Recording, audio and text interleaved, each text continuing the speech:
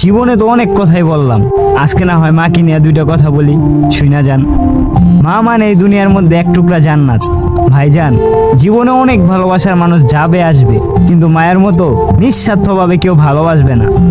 জীবনে মায়ের মনে অনেক দুঃখ কষ্ট দিছি, মা যদি চাইতো তার বিনিময়ে আমার একটু অভিশাপ দিতে পারতো, কিন্তু ওই যে মায়েরা তো অভিশাপ দিতে জানে না, দুঃখ কষ্ট দিতে জানে না, জানে শুধু ভালোবাসা দিতে।